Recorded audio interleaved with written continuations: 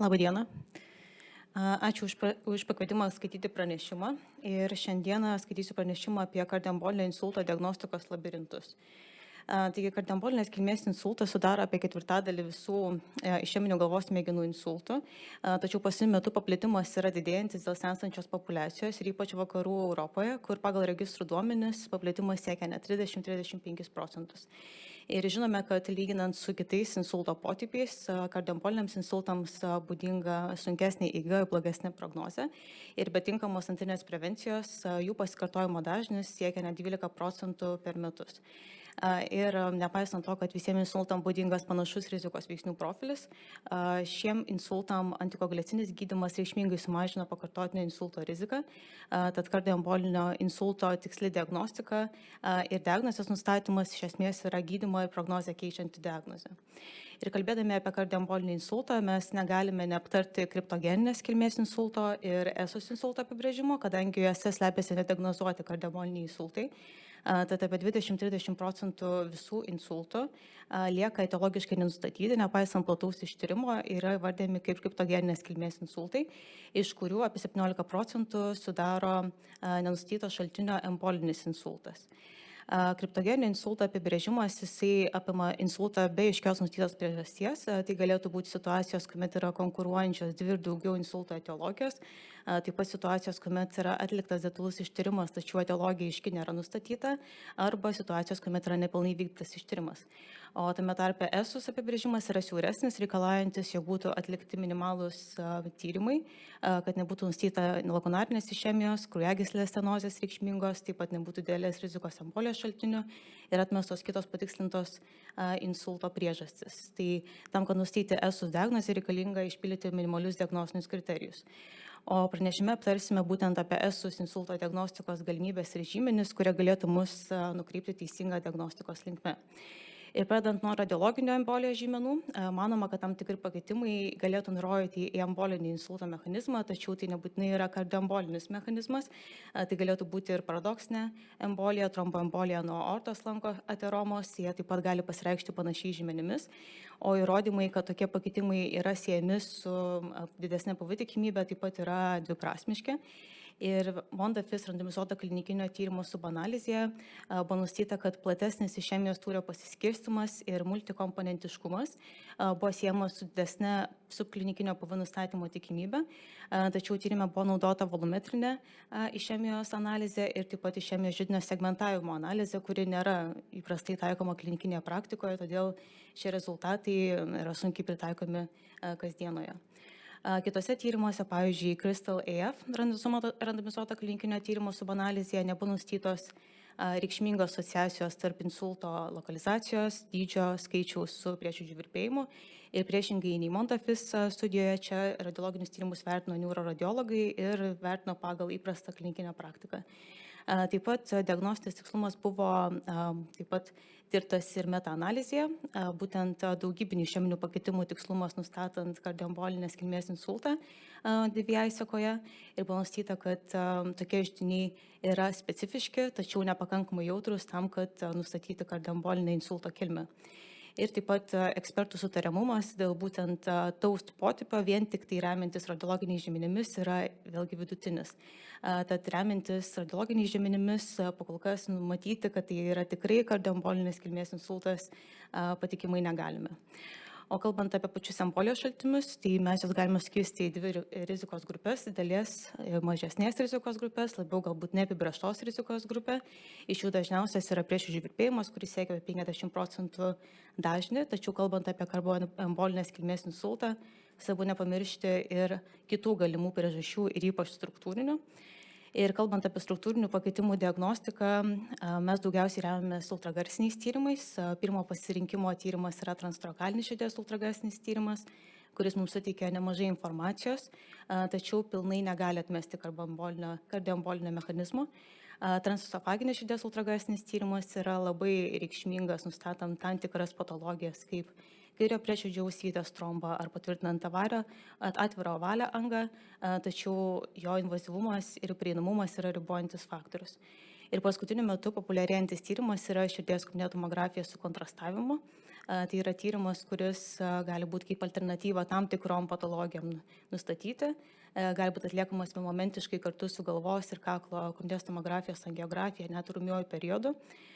Ir jo tikslumas, nustatant kairio prieširdžio ausytės trombą ir aortos lanko ateromas, yra pakankamai aukštas. Ir matome, kad tyrimas yra neinvazinis, nereikalaujantis sedacijos ir taip pat nereikalaujantis pildomo kontrastavimo. Ir nuotraukose galima matyti antroje nuotraukoje, kaip atrodo opėjanti plokštelė aortos lanke, trečioje nuotraukoje, kaip atrodo aortos nusileidžiančiojo ir kylančiojo dalyje esančios ateromos ir paskutiniai nuotraukoje, kaip atrodo flotuojantis trombas aortos lanke. Taip pat šioje nuotraukoje galime matyti, kaip atrodo kairiosios prieširdžio ausytės trombas, kaip jisai vizualizuojamas širdies kompresijos tomografijos tyrime ir ultragarsinio tyrimo metu. Ir kitas svarbus struktūrinis žymuo yra kairio prieširdžio dydis. Perlepė ir kolegų 2020 metais atliktas kohortinis tyrimas nustatė, kad tarp ESUS pacientų kairio prieširdžio dydis yra nepriklausomas PV prognostinis veiksnys, turintis pakankamai didelę neigiamą prognostinę vertę. Ir šio tyrimo metu buvo taip pat įvardintos ir ribinės reikšmės, nuo kurios pacientai galėtų bus stratifikuojami į didesnės ir mažesnės rizikos grupės. Ir tai yra daugiau negu 40 mm skersmens padidėjimas. Ir taip pat STROKE-EF randomizuoto klinikinio tyrimo subanalizėje buvo nustatyta, kad net ir esant kitos etiologijos insultui, pavyzdžiui, esant stambios kraujagyslinės aterosklerozei, PV prognostinis veiksnys taip pat buvo ir kairio prieširdžio dilatacija. Ir kalbant apie patį prieširdžių virpėjimą, tai žinome, kad tai yra dažniausia kardioembolijos šaltinis ir maždaug pusė kardioembolinių insultų yra susijęs su prieširdžių virpėjimu. Ir ypatingai svarbu ESUS diagnostikoje yra subklinikinis arba kitaip asimptominis prieširdžių virpėjimas, kuomet pacientai nejaučia ritmo sutrikimo dėl normos sistolijos arba ypatingai trumpos trukmės. Ir čia svarbu yra apibrėžti, kokia yra būtent PV trukmė reikalinga tam, kad nustatyti diagnozę.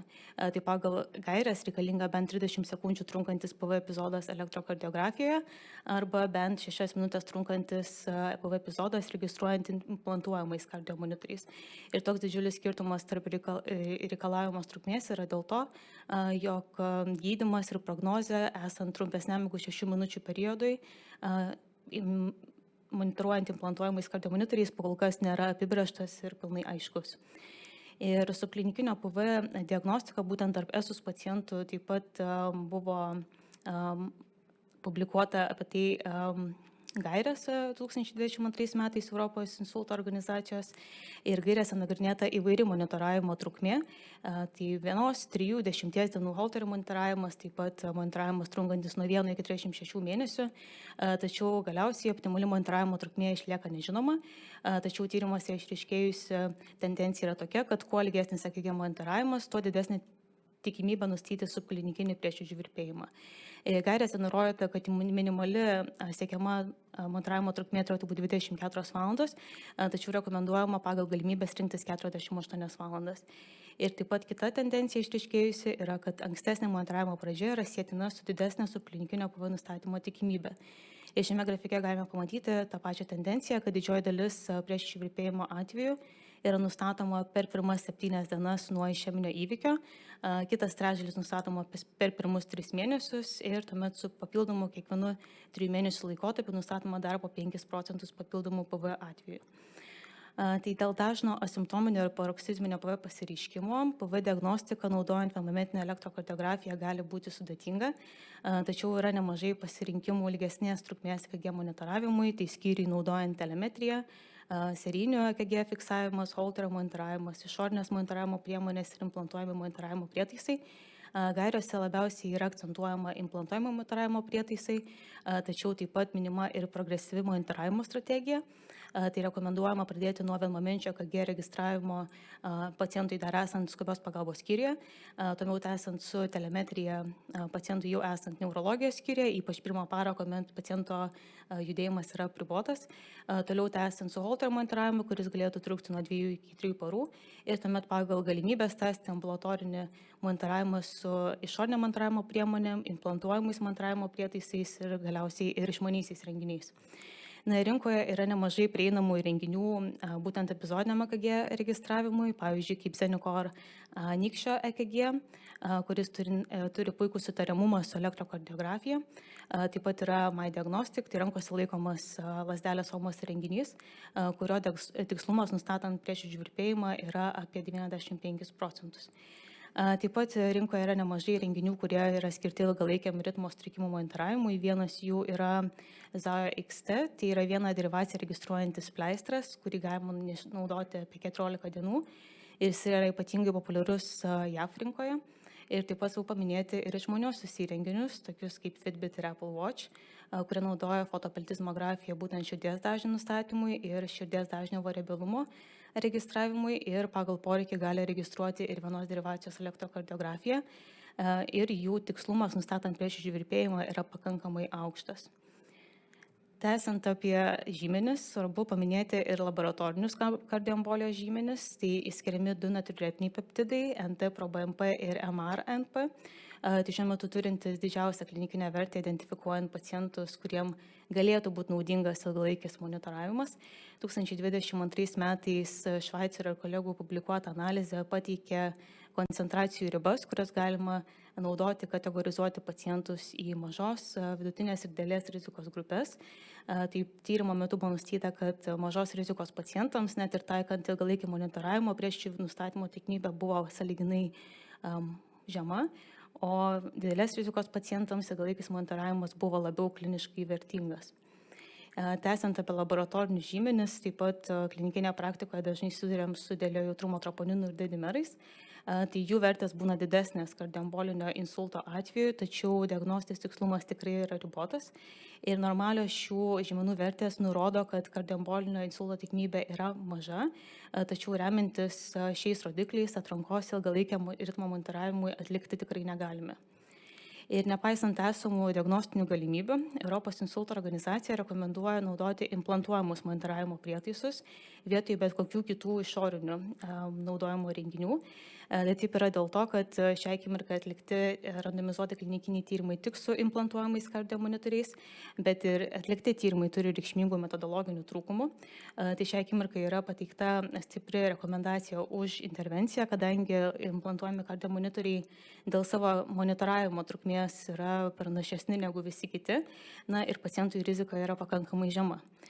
Tačiau implantuojamų kardiomonitorių kaštai ir kaina daro tokį pritaikymą pakankamai sudėtingą, ypač mūsų sistemos kontekste, tačiau apie tai kalbama ir kitų šalių nacionalinėse gairėse, Amerikos, Šveicarijos ir kitose, kad tokia rekomendacija yra nepraktiška ir tos asociacijos rekomenduoja ir renkasi pirmiausia naudoti išorinius monitoravimo prietaisus. O kalbant apie pranešime kitus aptartus žymenis, tai kol kas yra stokojama randomizuotų klinikinių tyrimų, kurie galėtų atsakyti klausimą, ar radiologiniai, elektrokardiografiniai ar kiti žymenys galėtų padėti stratifikuoti pacientus pagal į grupės, tačiau galime šios biomarkerius naudoti kaip papildomus faktorius sprendimui priimti, tiesiog dedant pliusus ir minusus, tačiau šiai dienai šie žymenys negali būti naudojami pacientų ekskludavimui nuo ilgalaikio monitoravimo. Ir aptarti žymenys taip pat apibendrinti yra šioje lentelėje, kuri yra adaptuota iš Berno ligoninės gairių, tad visi pacientai nepriklausomai nuo etiologijos, jiem yra atliekamas monitoravimas trunkantis bent 48 valandas ir tuomet remiantis paciento charakteristikomis, elektrokardiografiniais, ultragarsiniais žymenimis ir laboratoriniais žymenimis, jie yra sertifikuojami į rizikos grupės, mažos, vidutinės ir didelės ir pagal tai nusprendžiama tolimesnė paciento monitoravimo strategija. Ir apibendrinant, tai svarbu prisiminti, kad kardioembolinis insultas yra diagnozė, kuri keičia gydymą ir prognozę. Tai nors diagnostika yra pakankamai sudėtinga, galimas įvairių žymenų integravimas. Svarbu nepamiršti, kad radiologiniai žymenys yra specifiniai, tačiau nejautrus ir neleidžia mums atmesti kardioembolinės kilmės. Laboratoriniai žymenys turi didelę neigiamą prognostinę vertę, tad jų normalios vertės galėtų mums signalizuoti, kad tai galimai nėra kardioembolinė insulto kilmė. Svarbu ieškoti embolinio šaltinio, naudojantis ultragarsiniais tyrimais ir taip pat širdies kompiutinė tomografija. O kalbant apie monitoravimą, tai žinoma, kad kuo ankstesnė monitoravimo pradžia reiškia didesnę ritmo sutrikimų nustatymo tikimybę. Pagal gairias reikėtų siekti bent 48 valandas trunkančio monitoravimo ir visą laiką rinktis trukmę vietoj kažkokio konkretaus monitoravimo būdo. Ačiū.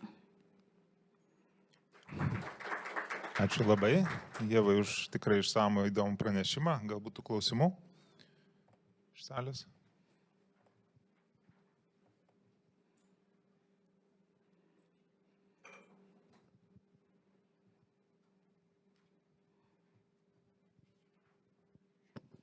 Ačiū labai už pranešimą, įdomu, iš tikrųjų aktualu.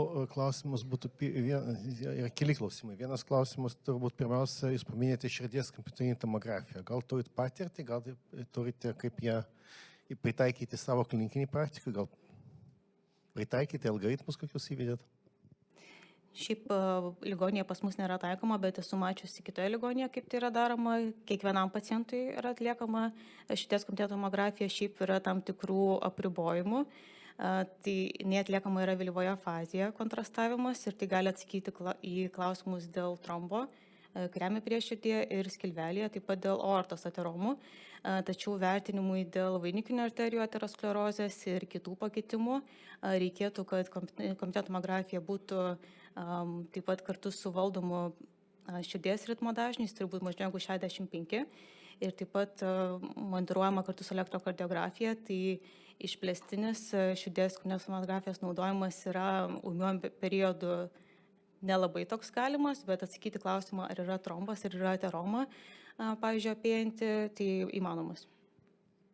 Aš gal truputėlį pridėsiu, kad mūsų ligoninėje tai nėra tokių algoritmų kol kas taikoma, bet kardiologai vis dažniau ir dažniau renkasi KT tyrimą, širdies KT tyrimą, tai daugiau kalbant apie išeminę širdies ištyrimą, bet tame tarpe ir įvertina kitas struktūras. Bet kadangi buvo paminėta kartu su KT angiografija kaklo, tai ar tai nebus sprendimas skubios pagalbos skyriuje? Žinau, kad tai galėtų būti pragmatiškas sprendimas, kadangi vienmomentiškai galime atlikti tyrimus ir jau turėti atsakymus, ar mes turim kokį pavojingą trombą flotuojantį prieširdyje, kurį reikėtų gydyti. Tai atsakymą turim pačią pirmą valandą, kuomet pacientas atvyksta.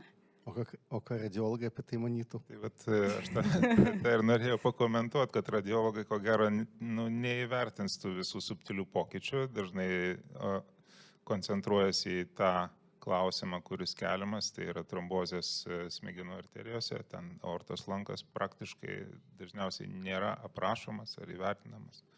Tai čia gal irgi reiktų diskutuoti tarpusavėje apie šitos dalykus. Ir dar vienas klausimas dėl ilgalaikio monitoringo. Jeigu jūs nustatote pavyzdžiui virpėjimą, pavyzdžiui, praėjus pusį metų pirmas epizodas po insulto, ten 3 mėnesiams iki tol nebuvo, jūs traktuotumėte, kad buvęs insultas yra vis dėlto kranioembolinis kilmės, ar tai yra naujas radinys? Priklausomai nuo klinikinio paciento vaizdo iš esmės. Šiaip labai svarbus terminas yra prieširdžių virpėjimo našta. Ir jeigu mes nustatom prieširdžių virpėjimą pirmom dienom, naudojant paprastus tyrimus kaip Holterio monitoravimą arba EKG, reiškia, kad pacientas tikėtina buvo su prieširdžių virpėjimu senai ir tas prieširdžių virpėjimas yra trunkantis ilgai ir tikimybė patirti insultą dėl to yra didelė. O jeigu mes nustatom monitoruojant po pusės metų, tai yra klausimas, ar tai tikrai yra sukeliantis reiškinys. Ir tikėtina našta prieširdžių virpėjimo yra labai nedidelė ir apie tai yra labai plačiai diskutuojama, ar tokius pacientus vertėtų ir ar reikėtų antikoaguliuoti. Bet šiaip reikėtų žiūrėti ir kitus klinikinius požymius. Bet kaip matom, kad ne visi klinikiniai požymiai irgi yra tokie patikimi. Ačiū labai.